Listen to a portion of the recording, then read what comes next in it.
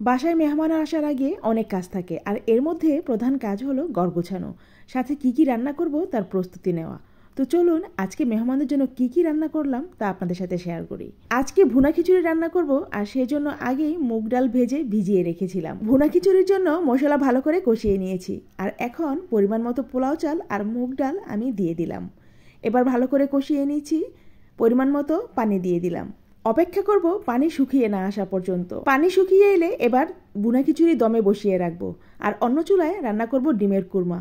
ডিমগুলো আগেই আমি সিদ্ধ করে রেখেছিলাম, আর এখন ডিমের কুরমা রান্না করে নিচ্ছি। ভুনা খিচুড়ির সাথে ডিমের কুরমা খেতে বেশ লাগে।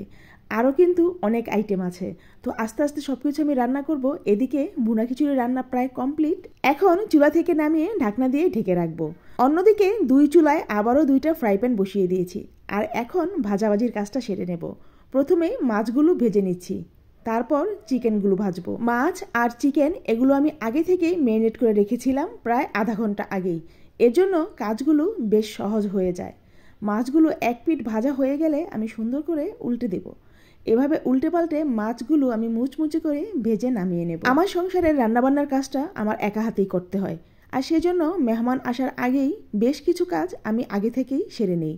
যেমন আদা রসুন ব্লেন্ড করা, সব ধরনের মশলাপাতি রেডি করা, চিকেন ফ্রাই করলে এগুলো আগে থেকে ম্যারিনেট করা, মাছ ম্যারিনেট করা, এগুলো আগে সেরে রাখলে কাজগুলো খুব সহজ হয়ে যায়। আর এদিকে আমি চিকেন আর মাছ সুন্দর করে ভেজে নিয়েছি। ভুনা খিচুড়ির সাথে আজকে দুই রকমের ভর্তাও তৈরি করব। আর প্রথমেই শুটকির ভর্তা তৈরি করে নিচ্ছি। ভর্তার জন্য শুটকি আর মরিচ সুন্দর করে বেটে নিয়েছি, আর এখন পেঁয়াজ থেতো করে নিচ্ছি। পেঁয়াজ একটু আস্ত রাখলে ভর্তা খেতে বেশি ভালো লাগে, আর শিলপাটায় তৈরি ভর্তা তো এমনিতেই মজা। বাস সব কিছু বাটা হয়ে গেছে, এবার সব কিছু মিশিয়ে নিচ্ছি, তারপর এটা আমি বাটিতে তুলে নিচ্ছি। দেখুন শুটকির ভর্তাটা কি দারুণ হয়েছে। এবার কালো জিরার ভর্তা তৈরি করব। প্রথমেই মরিচ বেটে নিয়েছি, আর এখন কালো জিরা আর রসুন দিয়ে দিয়েছি। এবার সব কিছু একসাথে ভালো করে মিহি করে বেটে নেব। অন্যদিকে মনে হলো আগে বেগুনগুলো ভেজে নেই, তারপর আবার ভর্তা তৈরি করি। বেগুনগুলো চাকচাক করে কেটে নিয়ে তারপর বেসনের মধ্যে আমি এগুলো চুবিয়ে ভেজে নিচ্ছি।